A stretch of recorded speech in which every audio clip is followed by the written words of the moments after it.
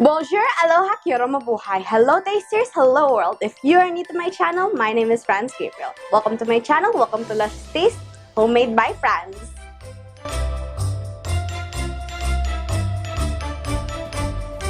As you can see, I am already in the holiday spirit. These glasses are really weighing down my nose. It's only 11 or 12 days until Christmas. I'm not exactly sure because by the time this uploads, it's probably just gonna be like around just a week more, which I am very, very excited.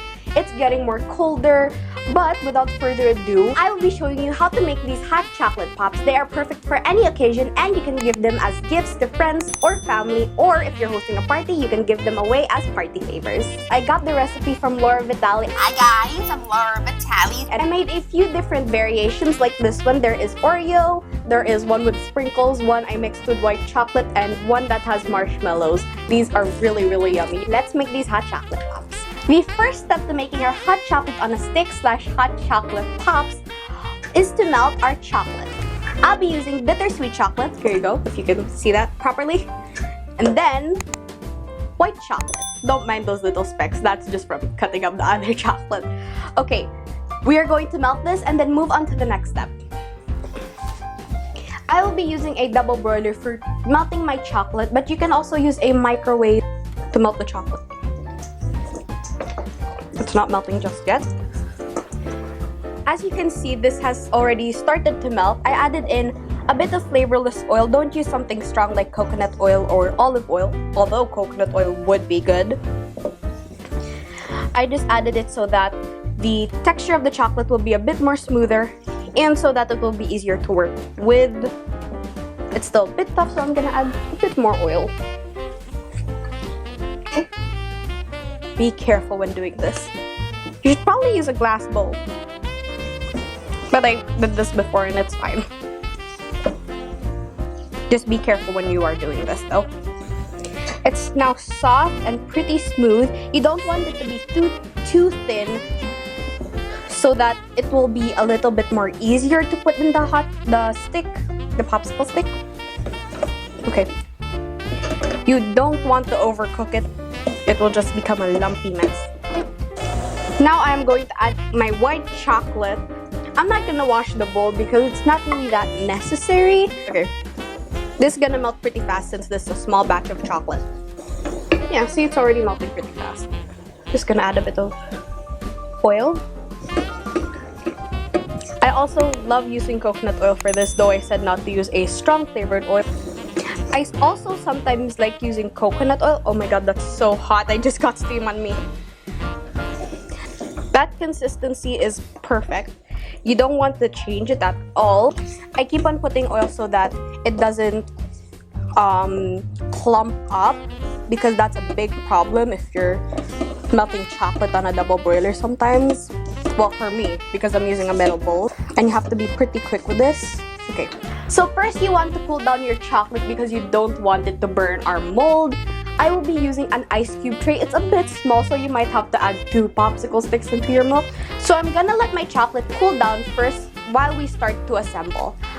You can put in whatever toppings you would like for any occasion. Like you can also put candy canes. That would actually be really good. But I'm just going to be adding sprinkles, Oreos, and marshmallows. Okay, let's put them into our ice cube tray. Or you can also use like those silicone square molds that I've seen in the video that I got this from. But I somehow can't find it, so I'm just using a pretty small ice cube tray. But it's fine. Let's place in our toppings. Okay. You can go shabam with all these toppings. But I'm just gonna add a little bit because we are gonna melt this into milk and I don't want it to look too muddy. Now I'm gonna add in the Oreos.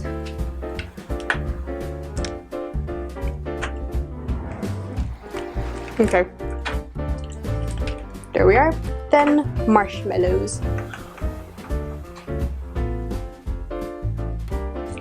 Okay, those are done. The next step is to put our chocolate into the mold.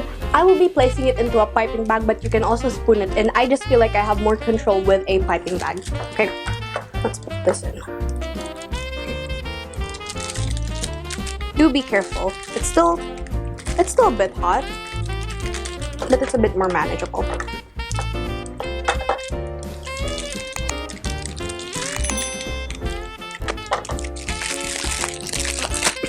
Next, I will be placing in my white chocolate into my piping bag. You don't have to use white chocolate, but I think it just makes it look nicer, and why not go the extra mile for it?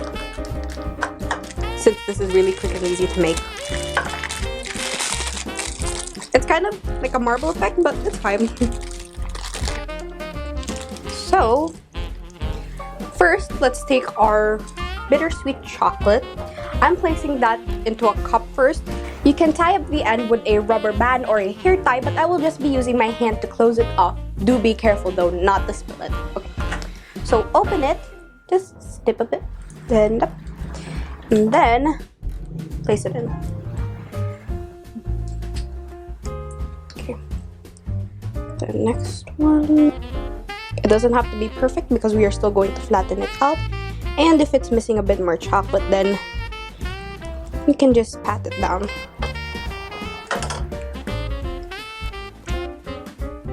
I am now layering the white chocolate and the bittersweet chocolate on top of each other. This is also a good trick if you're running out of one chocolate, you can use the other. But I suggest using a big mold instead, like those silicone molds like I said earlier. They're like this big squares, but I can't seem to find them. You can also make a marble looking one, and it's starting to get messy. Okay, there you go. But first, I'm actually gonna tap that a bit on the counter so that it can get into those tiny crevices. Perfect. That's a bunch of air bubbles.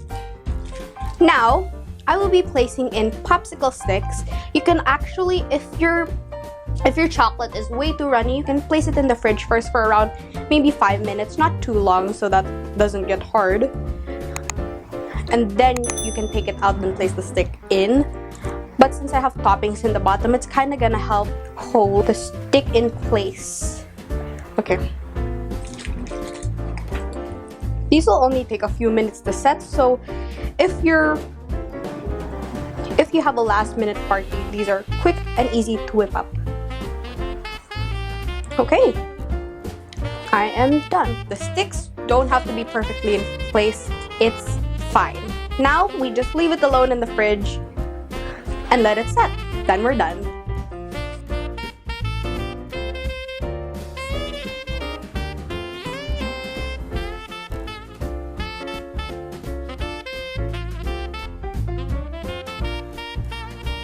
Here is our finished product. Right here I have pretty hot milk. Be careful.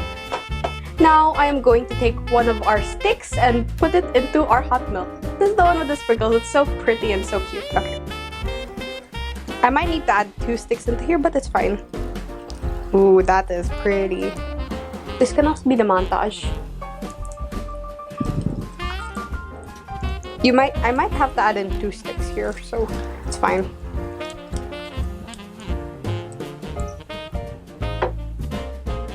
You can add multiple sticks if you would like it to be darker. You can add just 1 stick if you want it to be a bit more light, on the light side. But I like a pretty neutral hot chocolate, not too sweet, not too strong, just right. I'm gonna add 1 more stick just so that, oh, look at those little sprinkles. You can see it floating a bit. That's pretty cute. Okay, I'm just gonna melt 1 more. This is why the milk requires to be hot, so that your chocolate does melt. I'm not sure if it would melt if your milk is cold. Definitely not. These are really good, and the chocolate is really good quality. Okay, let's drink it. Careful, it's hot.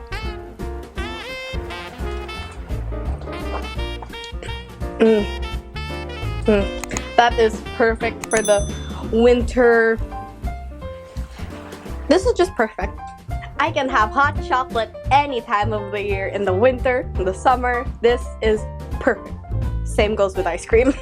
This would actually be really good with like whipped cream on top. New idea. This hot chocolate is certified delicious. So this is the end of our video. I hope you tried my hot chocolate recipe. Please like, share, subscribe, and hit the tiny bell icon to receive notifications of my new videos ever. Merry Christmas and a happy Hanukkah. Bye!